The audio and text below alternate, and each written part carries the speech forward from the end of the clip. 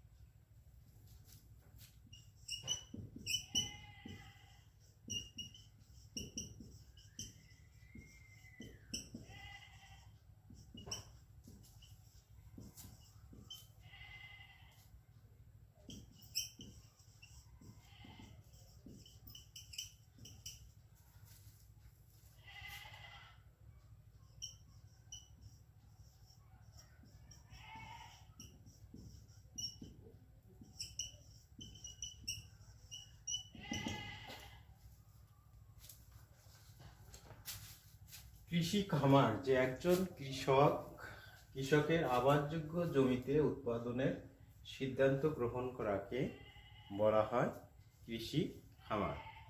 যে একজন কৃষক তার যে সকল জমিতে উৎপাদন কাজ পরিচালনা করে তাকে বলা হয় কৃষি খামার। আর কৃষি কাজ বলতে শুধু শস্য উৎপাদনকে বোঝায় না, সেখানে বিভিন্ন ধরনের কার্যক্রম যেমন পশুপালন, মৎস্য চাষ এবং বনজ সম্পদ প্রভৃতি সবগুলোই কৃষিকাজের অন্তর্ভুক্ত। তো কৃষি খামার আমরা আরো স্পষ্ট করে যদি বলি যে একজন কৃষক বিভিন্ন মাঠে বিভিন্ন জমি চাষ করে থাকে। কোনো জমিতে ধান, কোনো জমিতে পাট, কোনো জমিতে পেঁয়াজ, এরকম বিভিন্ন ধরনের ফসল চাষ করে থাকে।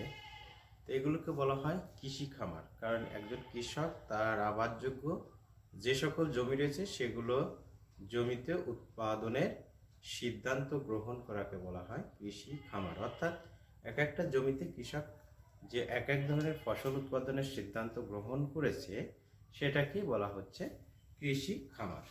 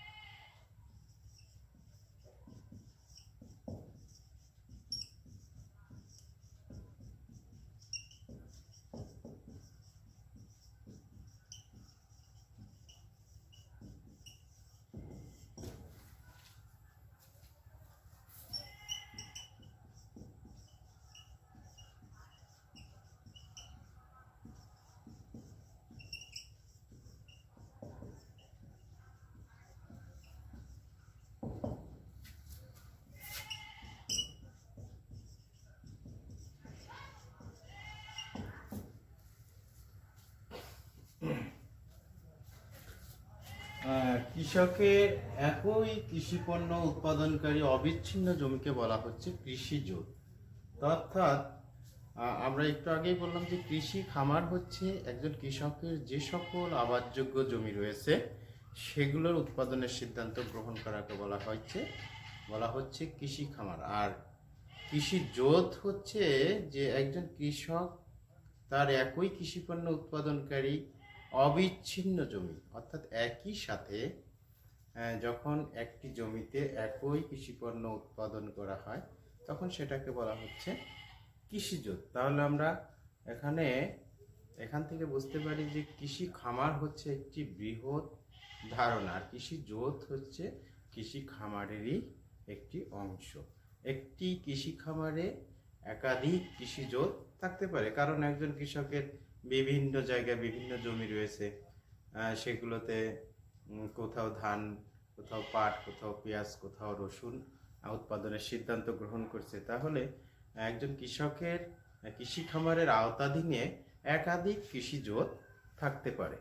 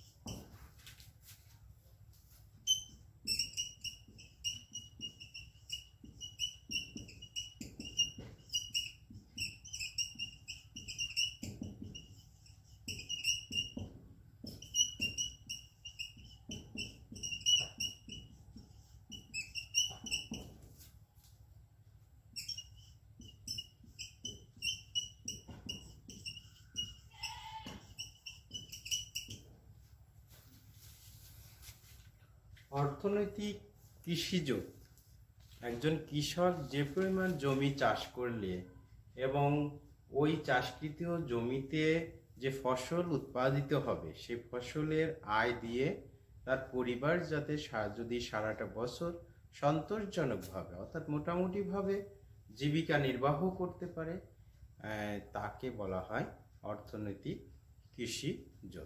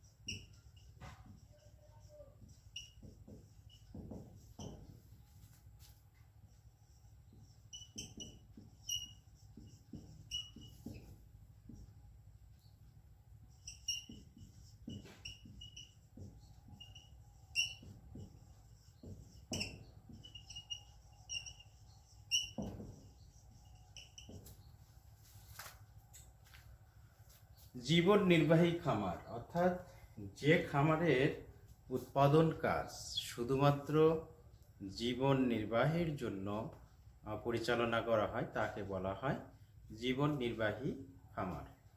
অর্থাৎ যদি এরকম হয় যে একজন কৃষক যে পরিমাণ জমি চাষ করছে তার উদ্দেশ্যই হচ্ছে যে সে ওইটুকু জমি চাষ করে তার পরিবারের জীবিকা নির্বাহ করবে, তাহলে সে ধরনের খামারকে বলা হয় জীবন নির্বাহী খামার।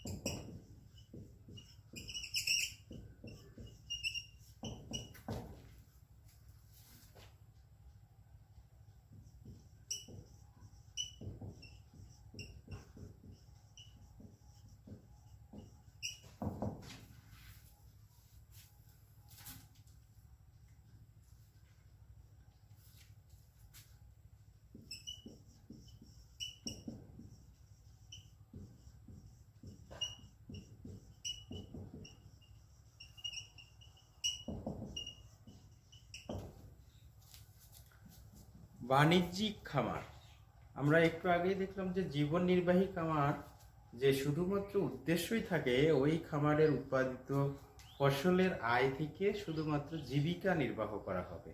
আর বাণিজ্যিক খামার পরিচালিত হয় মূলত মুনাফা অর্জনের উদ্দেশ্যে, অর্থাৎ জীবিকা অর্জনের পাশাপাশি সে যেন বাণিজ্যিক ভিত্তিতে ওই ফসল উৎপাদন করে ক্রয় বিক্রয় করতে পারে এবং সেখান থেকে বড় ধরনের মুনাফা অর্জনের আশাই ওই খামারের উৎপাদন কার্যক্রম পরিচালিত হয়ে থাকে।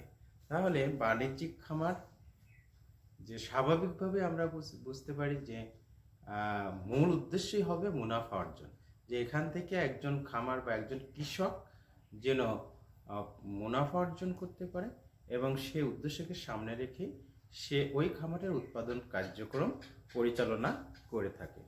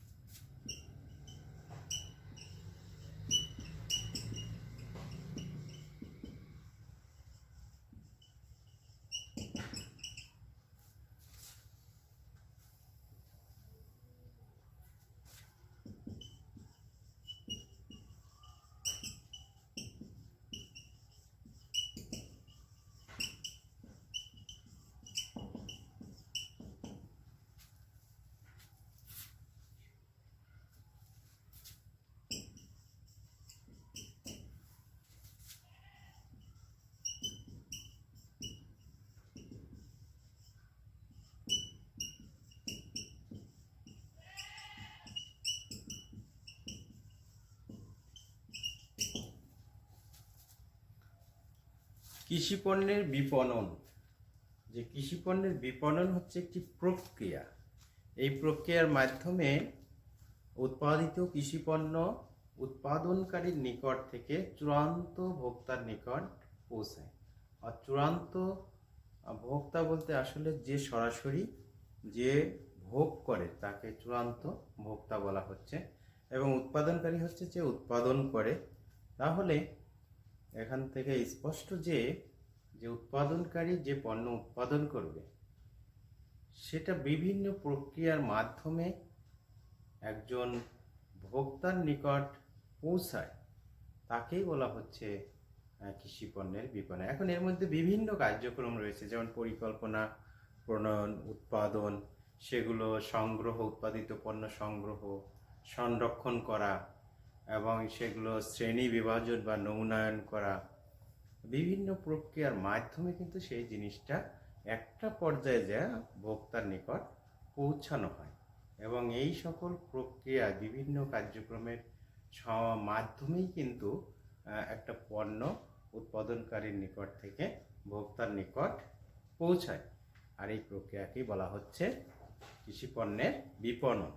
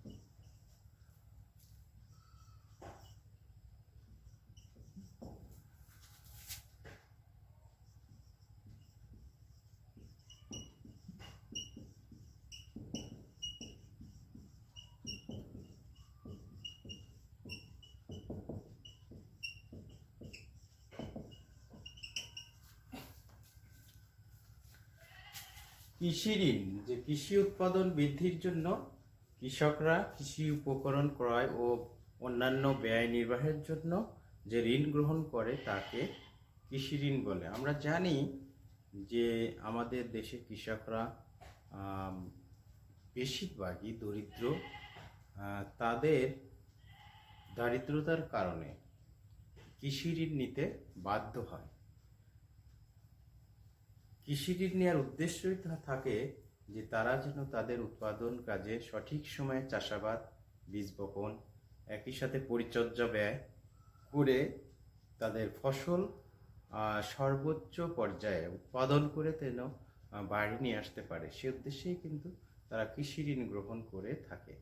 আবার যেহেতু কৃষকের দারিদ্রতার কারণে তারা ওই ফসল সংরক্ষণ করতে পারে না, ফসল ওঠার পরপরই তাদেরকে ব্যয় নির্বাহের জন্য, পারিবারিক ব্যয় নির্বাহের জন্য তাদেরকে বিক্রি করতে হয়।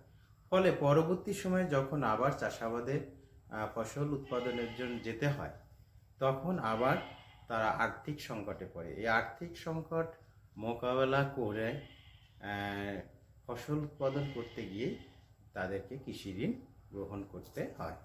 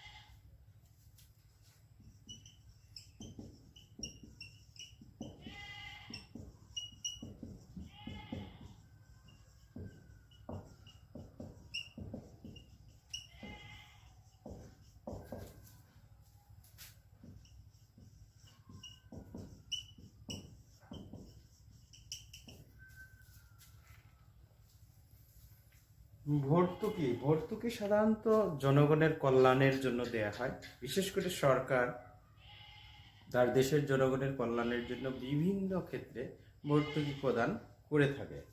এজন্য বলা হচ্ছে জনস্বার্থ জনকল্যাণ বৃদ্ধির জন্য প্রয়োজনীয় দ্রব্যের উৎপাদন ব্যয়ের একটি অংশ সরকার যখন বহন করে তখন তাকে বলা হয় ভর্তুকি। যেমন বাংলাদেশে কৃষকের দারিদ্রতার কারণে এবং বাংলাদেশের কৃষিতে কৃষি উৎপাদন বৃদ্ধির জন্য তথা বাংলাদেশ খাদ্যে স্বয়ংসম্পূর্ণতা অর্জনের জন্য একই সাথে বলা যায় যে খাদ্য নিরাপত্তা অর্জনের জন্য সরকার বাংলাদেশের কৃষকদের বিভিন্ন উপকরণ ক্রয়ে সরকার ভর্তুকি প্রদান করে থাকে, যেটা প্রতি বছর বাজেটে সরকার এরকম একটি বরাদ্দ কৃষকদের জন্য করে থাকে।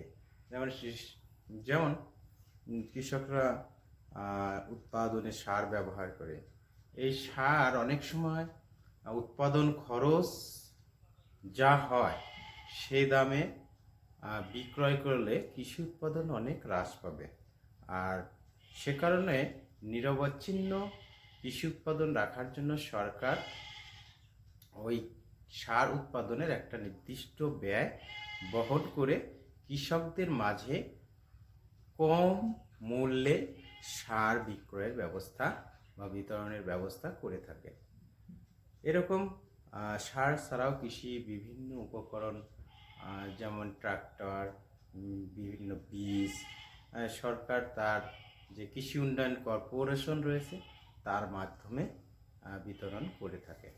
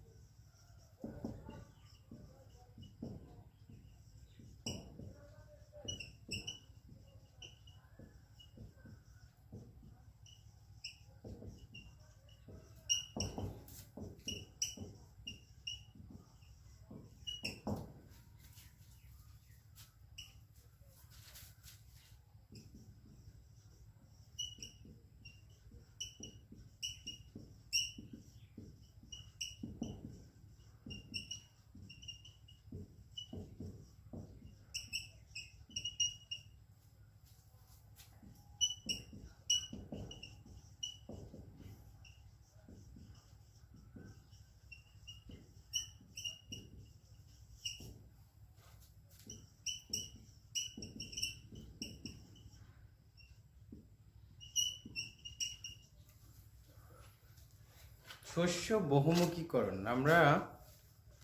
শস্য বহুমুখীকরণ হচ্ছে একটি জমিতে একটি নির্দিষ্ট বছরে বারবার একই ফসল উৎপাদন না করে বিভিন্ন সময়ে বিভিন্ন ধরনের ফসল উৎপাদন করাকে বলা হয় শস্য বহুমুখীকরণ। এক্ষেত্রে যদি আমরা একই জমিতে একই ফসল বারবার ফলাই তাহলে দেখা যাবে সেই জমির উর্বর শক্তি হ্রাস পাবে এবং ওই জমির উৎপাদন ক্ষমতা কমে যাবে। এবং এ কারণেই আমরা যদি ওই জমিতে কখনো ধান, কখনো পাট, কখনো পেঁয়াজ, কখনো মরিচ এভাবে উৎপাদন কাজ পরিচালনা করি তাহলে ওই জমির উৎপাদন ক্ষমতা বৃদ্ধি পাবে, যা একটি দেশের খাদ্যে স্বয়ংসম্পূর্ণতা অর্জনে তথা খাদ্য নিরাপত্তা অর্জনে অগ্রণী ভূমিকা পালন করবে। কারণ আমরা জানি খাদ্য নিরাপত্তার একটি অন্যতম দিক হচ্ছে খাদ্যের প্রাপ্যতা। আর খাদ্যের প্রাপ্যতা একটি দেশে তখনই নিশ্চিত হবে যখন একটা দেশের মধ্যে পর্যাপ্ত পরিমাণ খাদ্য উৎপাদিত হবে। তো সুপ্রিয় শিক্ষার্থী, আজকে আমরা জ্ঞানের মোটামুটি এ পর্যন্তই আলোচনা করলাম। আমরা পরবর্তী ক্লাসে জ্ঞানের বাকি বিষয়গুলো আলোচনা করব। সে পর্যন্ত তোমরা ভালো থাকো, সুস্থ থাকো এবং নিরাপদে থাকো, এই প্রত্যাশায় সবাইকে ধন্যবাদ।